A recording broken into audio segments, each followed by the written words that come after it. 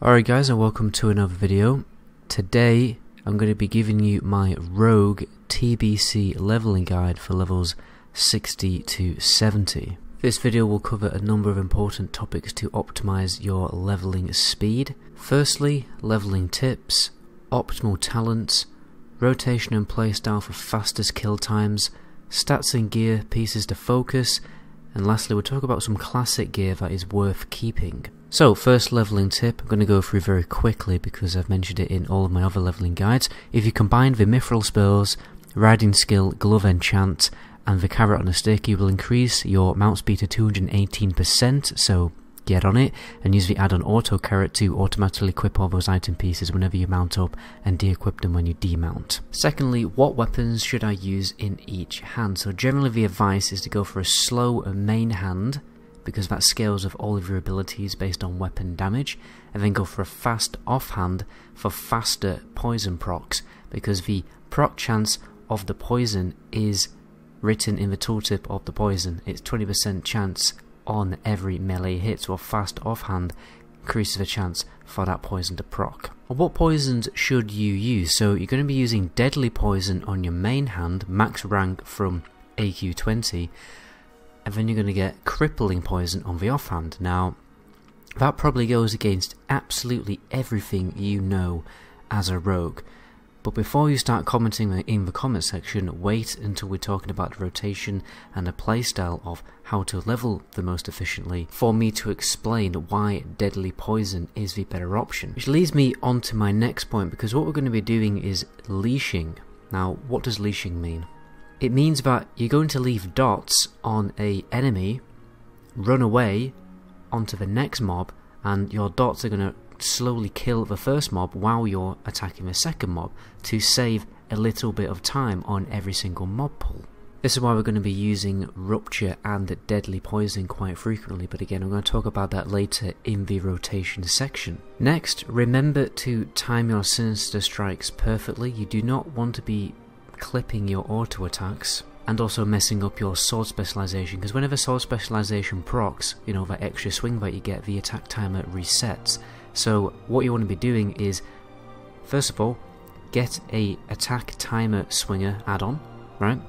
And then you cast Sinister Strike basically a millisecond after your auto attack. This means if you get a sword specialization proc or something from Hand of Justice, then when the attack timer resets, it's only resetting a little bit, right? Rather than it resetting at the end of 2 seconds, and then you waste 2 seconds of not auto-attacking. Because if you cause a sword spec proc late in your attack timer, then you will go without auto-attacking for like 3 seconds, which is bad when your weapon speed is probably closer to 2 seconds. Next tip, you probably want to be getting double Crusader enchants on both of your weapons, rather than getting the agility enchant if you have that, because you're going to benefit a lot from the healing that Crusader provides. You can also go for the life stealing enchant. It will provide a little bit more healing for slightly less damage than Crusader. You also want to get the essence infused mushroom from the Underbog quest from the Spore Guy reputation. You want to do that as soon as possible, about level 62. Because this item is a trinket that whenever you get a kill, it will give you 200 health on an 8-second internal cooldown. This will massively increase your efficiency in the open world, but if you think that your best in slot Naxxramas trinket is better, then don't bother with this. I also have this macro, which will be very useful. It's called a quick distract macro. It will automatically use distract on your cursor locations. You won't even see that green circle. It will do distract instantly. This can be very useful at avoiding enemies that you do not need to kill, thus saving time.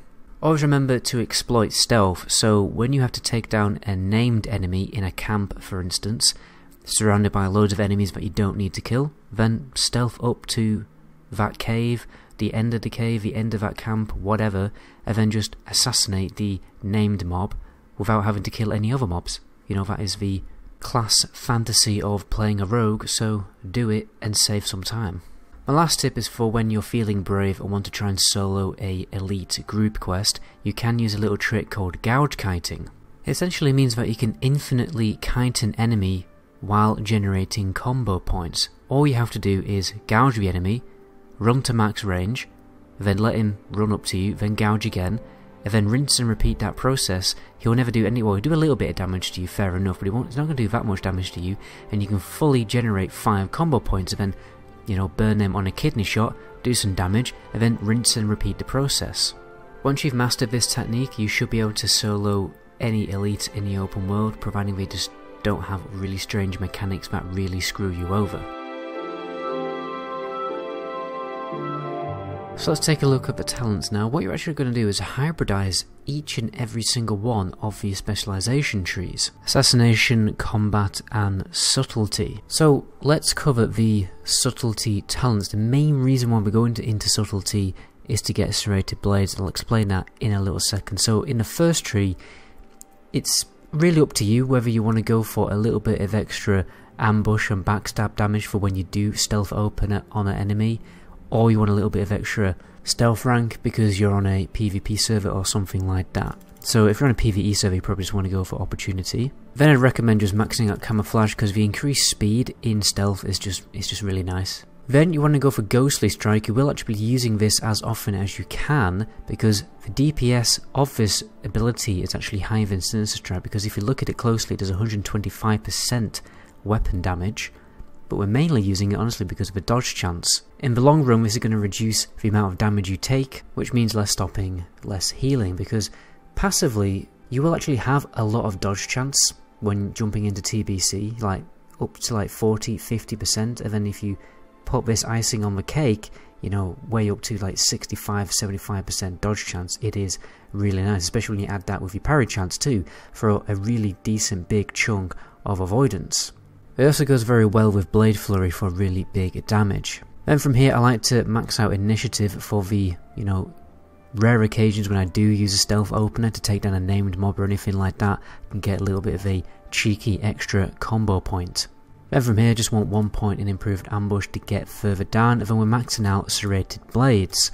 So the reason why we're getting this talent is because it increases your rupture damage by 30%, and this is actually pretty big.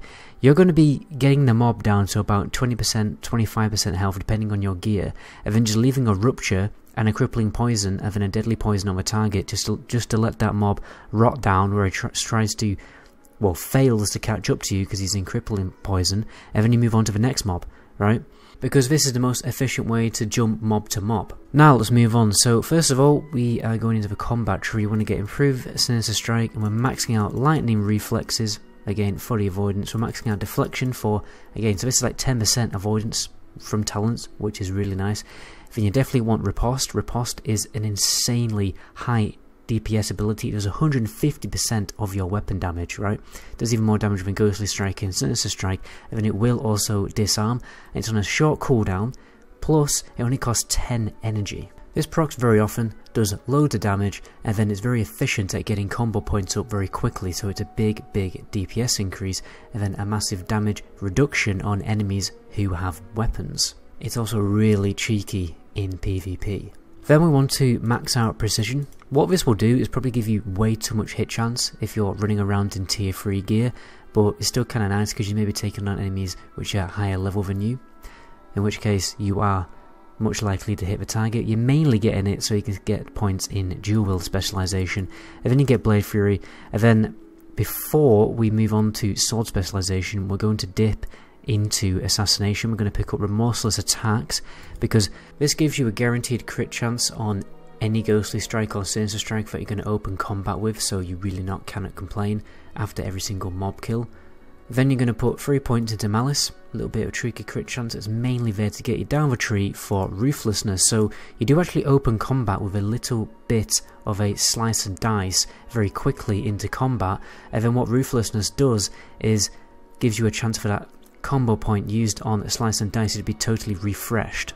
What this does is it just smooths out the rotation to be much more efficient and much more bursty. So in the long run, this talent is a really big DPS increase, because the faster you build up combo points up to your, like, you know, 4 points, 3 points of rupture, the faster you leave it on the target, and then the faster you get to the next target.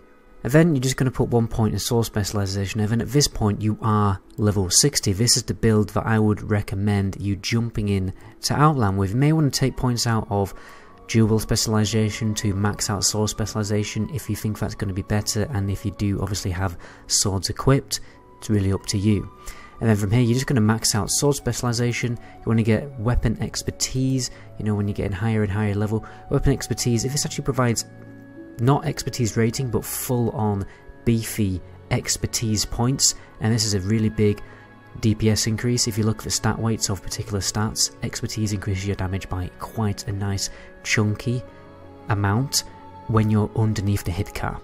Then from here you want to get Adrenaline Rush, particularly if you're starting to do group quests on your own. And then Vitality or Aggression, you know, it's really up to you which one you want to go for. Vitality is going to provide you a little bit of extra damage and a little bit of survivability through increasing your stamina but also your agility, which obviously in turn increases your dodge chance, or you can just go for pure damage from Aggression. Again, it is up to you. Depends on your gear a lot of the time. If you're feeling a little squishy, you want to go for Vitality. If you're not feeling squishy at all because you're decked out in tier 3 gear, then probably just want to go for Aggression. Now, you may absolutely hate me for not suggesting to go Adrenaline Rush because you really cannot part with that cooldown, in which case just go for this build instead, okay? Just spec a little bit deeper into combat and don't pick up Ruthlessness and Malice. Bob's your uncle.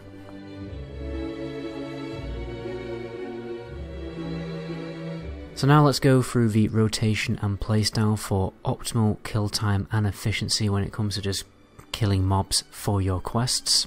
What you're trying to do is, first of all, kill the mob quickly, okay, which is why we're going to buff with Slice and Dice and things like that. Then we also want to build up combo points really quickly so that we can build up a really big rupture to leave on the target while we move on to the next enemy, because we don't want to be in a situation where we leave a rupture on the target and it doesn't kill it, alright, and then that mob eventually does chase up to you, because that's really irritating.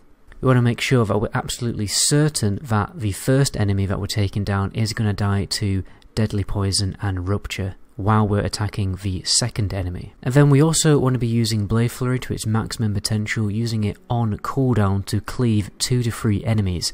If you're feeling confident and you've got really good gear, you can pull up to like 4 to 5 enemies and just dice them with one Blade Flurry. Although you probably want to wait for the evasion cooldown too before you attempt to take on more than 3 enemies with your Blade Flurry cooldown. So let's go through the single target rotation. You're going to open with Ghostly Strike, and then you're instantly going to use Slice and Dice and pray for Ruthlessness to proc to give you the combo point back.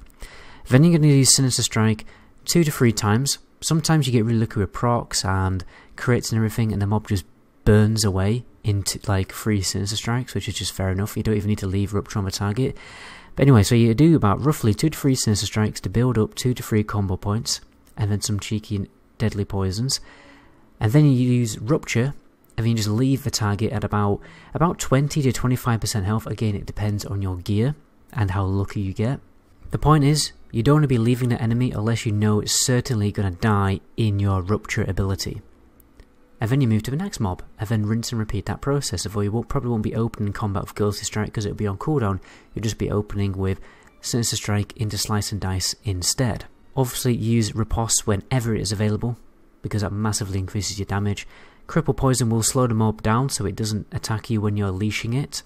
And then Deadly Poison will also rot that mob down too. Deadly Poison effectively allows you to move to the next mob sooner, that's why I recommend going for it, but if you prefer instant poison then go for it. It really is really up to you. And this is what you're going to do 90% of the time unless you have Blade Flurry available. So you use Blade Flurry to take down 3 to 5 mobs. Again, it really depends on your gear. What you're going to do is probably pull the mobs on your mount or with sprint. And then you're going to demount straight away into an evasion, right? So the first melee hit you take is very likely to be dodged. Well, it will be dodged because, you know, you will have 100% avoidance. And then you pop Blade Flurry. Then you pop Ghostly Strike straight away into a Slice and Dice because you're duplicating and increasing all of your melee white hits on 2 targets. And then you just spam Sinister Strike, right? And that's it. You don't really want to be using finishes or anything like that because that would be slightly inefficient. You just spam Sinister Strike because you're trying to duplicate the Sinister Strike hits onto 2 targets. So you may want to refresh Slice and Dice just before the target dies. Obviously use Riposte when it becomes available, and eventually you probably will be left maybe with 1 or 2 mobs without Blade Flurry, but that's fine. You just finish them off and Bob's your uncle. And remember to bandage probably at the end of these big pulls if you need it, and then, you know, bandage always between any pulls, to be honest. You want to be bandaging before you stop to eat. Ideally, you want to not be eating at all and just relying on bandages. So be aware of your, you know, cooldown on bandages and use them to their maximum potential. You can obviously also do a stealth opener for named enemies if you're doing that kind of thing. My advice is to just open with ambush into Ghostly Strike and then spam at Sinister Strike, and it probably will die before you even chance to pop a finisher, but the finisher you want to prioritize is just using Eviscerate. The stealth opener, you know, don't neglect doing it, or have all of these abilities keybinded still, like Eviscerate and everything, because you will need to do a stealth opener now and again. It is very useful for taking down a named enemy. So, you know, if you've got a quest to just kill one guy, you just stealth up to him, assassinate him, and then, you know, dash out of there with Vanish and Bob's your uncle.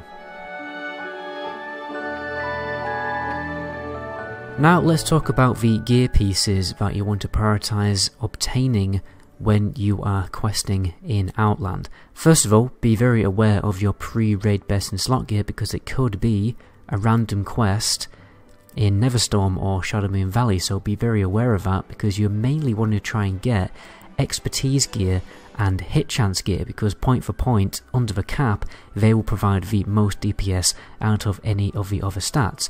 You may have enough hit chance with your tier 3 gear, so be aware of that, but nonetheless, expertise is really nice to have. And if you're leveling, you know, this rogue as or later in TBC's lifetime, yeah, just get your expertise and hit chance gear as a priority, and then after expertise or hit, you want to prioritize haste over crit, and then haste and crit over armor penetration. Now, what about classic WoW gear? You mainly want to try and get gear that has weapon skill on it, because that weapon skill has probably been turned into expertise. Well, it has been turned into expertise with the TBC pre-patch, and expertise is a very valuable stat in TBC, like we just mentioned before. Other than that, you know, bring along your tier pieces, because they have useful set bonuses that will benefit you while leveling, whether it's, you know, you've managed to get tier 2 or tier 2.5 or even tier 1, you know, you probably do want to bring the tier sets, and obviously tier 3 is very good, particularly for that cheeky heal. And then another thing I'd recommend is to get Earthstrike, because that will probably be very useful to you even when you're clearing dungeons in TBC, because there are obviously limited trinket options when it comes to like TBC, so until you get a really good TBC trinket, that Earthstrike is going to be a decent DPS increase. Anyway guys, that's where I'm going to end the video there. Stay tuned for more rogue guides like this, for instance, you know, what professions you should go for, you know, best in slot pre-raid gear, PvE raiding, DPS guide, everything like that is coming very, very soon, so hit that subscribe button, leave a like if you liked the video, because that really helps out. You can also follow me on Twitch and Instagram. But anyway, my name is MetaGoblin. To my next video, ciao.